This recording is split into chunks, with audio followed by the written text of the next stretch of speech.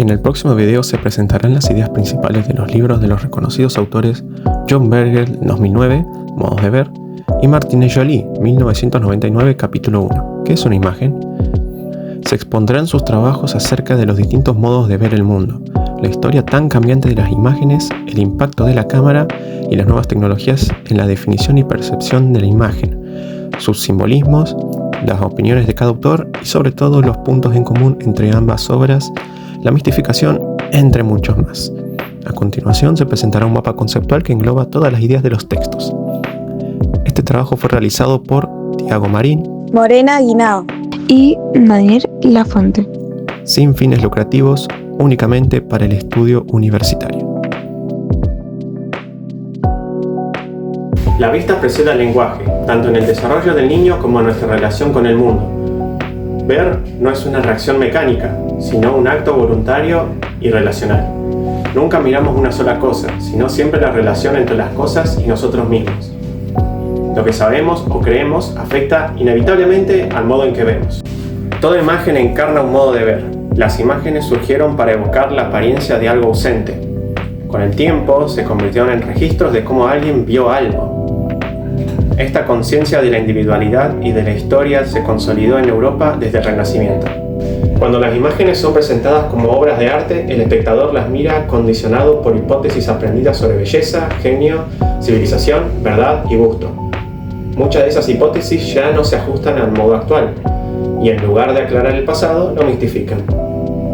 El miedo al presente lleva a mistificar el pasado, y esa mistificación cultural sirve a una minoría privilegiada que busca justificar retrospectivamente el papel de las clases dirigentes. Para ilustrar la mistificación, Berger analiza los últimos cuadros de Frans Hals, retratos de los gobernadores y gobernadoras de un asilo de ancianos de Haarlem.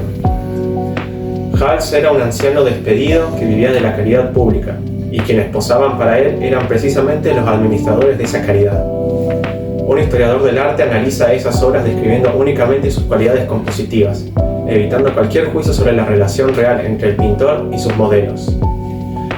Ese tipo de lenguaje transfiere la emoción de la experiencia vivida al plano de la apreciación desinteresada del arte, haciendo desaparecer el conflicto.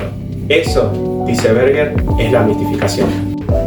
La perspectiva renacentista colocaba el ojo del espectador como centro del mundo visible, pero la invención de la cámara rompió esa ilusión. Lo que se ve depende de la posición en el tiempo y el espacio, y ya no es posible imaginar que todo converge en un único punto de vista. Esto transformó también la pintura.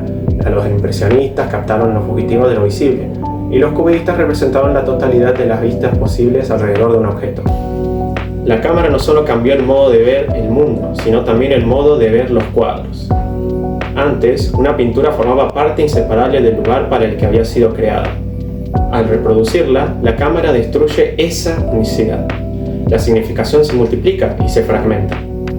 La pintura viaja ahora hasta el espectador, y su significado varía según el contexto en el que aparece.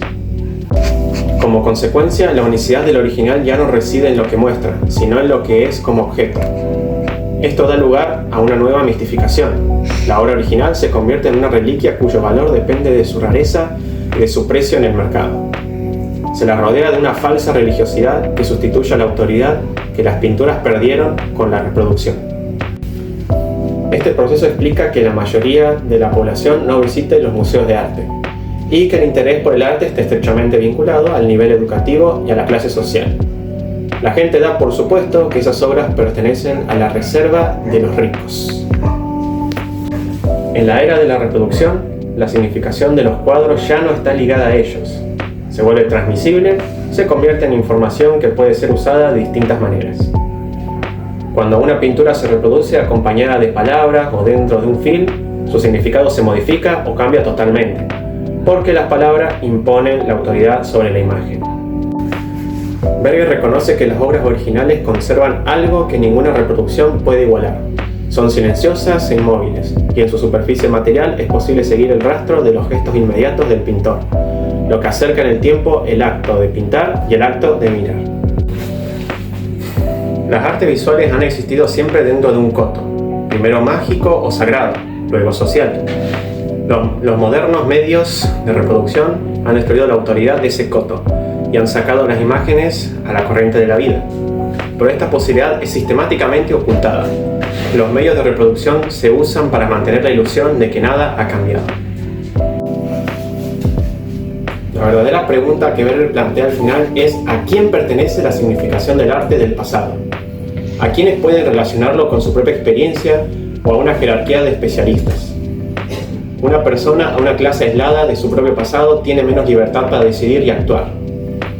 Por esa razón, concluye Berger, todo el arte del pasado se ha convertido en una cuestión política hoy en día. Ahora exploraremos el punto de vista de la profesora Jolie, autora de Introducción al análisis de la imagen, centrándonos en el primer capítulo, ¿qué es una imagen? Jolie inicia definiendo la imagen como algo que, aunque no sea siempre visible, se identifica a través de ciertos rasgos visuales y depende de la producción del sujeto. Esto significa que las imágenes son tanto imaginarias como concretas. Pasan por la percepción de quien las crea o reconoce. La relación entre el productor y la imagen es fundamental, ya que cada uno aporta su contexto y significado. Así, la imagen se convierte en un espejo que refleja no solo lo que vemos, sino también nuestras creencias y valores. Una de las definiciones que menciona es la de Platón, quien describe las imágenes como sombras y reflejos. Este enfoque resalta que las imágenes no son meras reproducciones de la realidad, sino representaciones que siempre están enmarcadas por la cultura y el contexto social. Jolie enfatiza que las imágenes son, en esencia, culturales, lo que nos lleva a cuestionar el significado que les atribuimos. En su análisis, Jolie destaca el concepto de imagen mediática que se relaciona con su uso contemporáneo en medios como la televisión y la publicidad. En nuestra era digital, las imágenes circulan constantemente en un flujo incesante y su repetición en la publicidad las hace más memorables. La televisión, como medio, no solo transmite información, sino que también actúa como un vehículo para la publicidad, creando una fusión que puede llevar a espectacularizar y ficcionar la realidad. Esta combinación plantea preguntas sobre cómo consumimos estas imágenes y qué efectos tienen en nuestra percepción del mundo. Jolie también menciona la diferencia entre imágenes fijas y animadas. Aunque hoy en día predominan las imágenes en movimiento, coexisten diversas formas de expresión visual, como la fotografía, la pintura y el dibujo. Cada uno de estos medios ofrece una perspectiva única sobre la realidad, permitiendo a los espectadores experimentar el arte de maneras distintas. Un aspecto fascinante que aborda es el de imágenes mentales. Estas son nuestras representaciones internas de sueños y recuerdos, que nos permiten visualizar lo que hemos experimentado o escuchado. Jolie sugiere que al leer o escuchar descripciones, creamos imágenes mentales casi vividas, como si hubiéramos estado allí.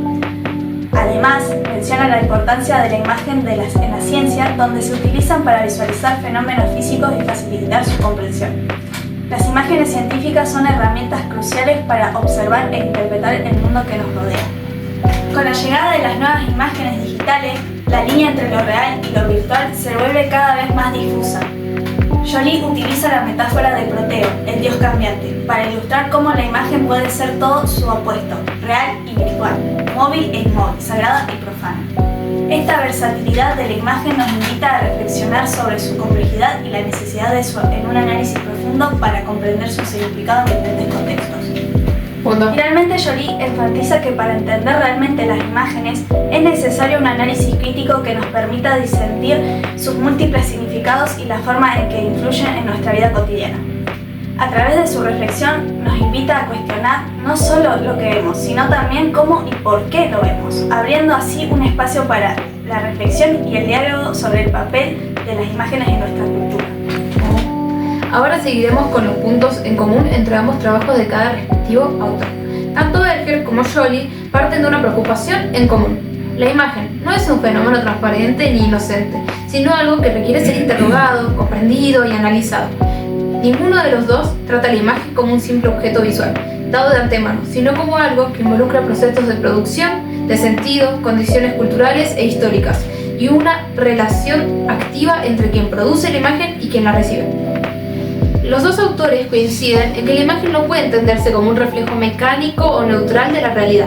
Berger señala que toda imagen encarna un modo de ver y que incluso una fotografía implica elecciones del fotógrafo que revelan su punto de vista.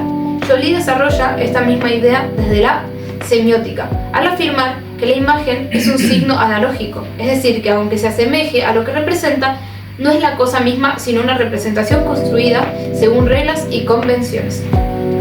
Ambos rechazan entonces la idea de que ver una imagen equivale simplemente a ver la realidad.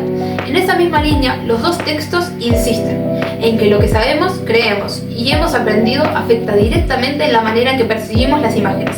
Berger lo dice de forma directa al inicio de su ensayo. Lo que sabemos o creemos afecta al modo en que vemos las cosas. Joly lo desarrolla al explicar que la comprensión de una imagen depende del contexto cultural del receptor y de las convenciones sociales que determinan qué significa cada signo. Para ambos, ver no es un acto puramente perceptivo, sino un acto culturalmente condicionado. Ambos reconocen también que la imagen tiene una historia profunda y que su significado se ha transformado a lo largo del tiempo. Berger traza una historia del arte desde el Renacimiento para mostrar cómo las convenciones de la perspectiva organizaron la relación entre el espectador y lo visible, y cómo la invención de la cámara alteró radicalmente este orden. Joly, por su parte, recorre la historia del término imagen de la antigüedad, Platón, la cultura judeo-cristiana, el Renacimiento y las guerras iconoclastas, para mostrar que la noción de imagen siempre ha estado cargada de valores, tensión y debate. Los dos coinciden en que la imagen contemporánea no puede entenderse sin esa larga historia que la precede. Otro punto de encuentro importante es que tanto Berger como Joly reconocen que la imagen puede funcionar como herramienta de poder y de engaño. Berger denuncia cómo la mistificación del arte del pasado sirve para justificar jerarquías sociales y mantener a ciertas personas alejadas de su propia historia. Joly menciona que la imagen puede engañar como educar y que históricamente se le ha atribuido un poder que puede ser tanto beneficioso como amenazante. Los dos autores comparten la convicción de que la imagen no es inocente políticamente y de que su uso está siempre atravesado por intereses y relaciones de poder. Relacionado con esto, ambos textos señalan que existe una confusión generalizada sobre lo que es la imagen y que esa confusión tiene consecuencias. Berger muestra cómo la mistificación del arte provoca que la mayoría de la población no se sienta con derecho a acceder ni a interpretar libremente las obras.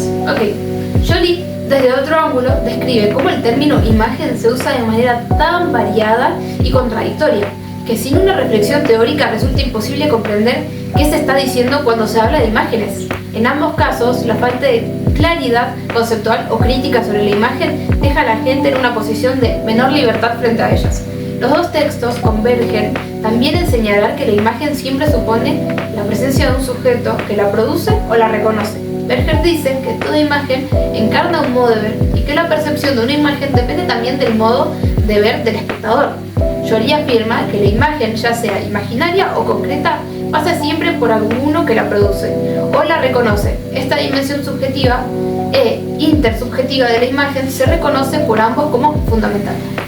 Finalmente, los dos textos coinciden en que el propósito de reflexión sobre la imagen no es puramente teórico, sino práctico. Se trata de desarrollar en el lector o espectador una mayor capacidad de comprensión y de análisis crítico. Berger quiere que el arte del pasado deje de ser propiedad de una minoría especializada y se convierta en una herramienta de comprensión histórica accesible a todos. Joly declara explícitamente que su objetivo es desarrollar en el lector una mayor lucidez tanto de comprensión como en la fabricación de mensajes cotidianos. En los dos casos, la reflexión sobre la imagen tiene una dimensión emancipadora. Conocer cómo funciona la imagen amplía la libertad de quien la mira.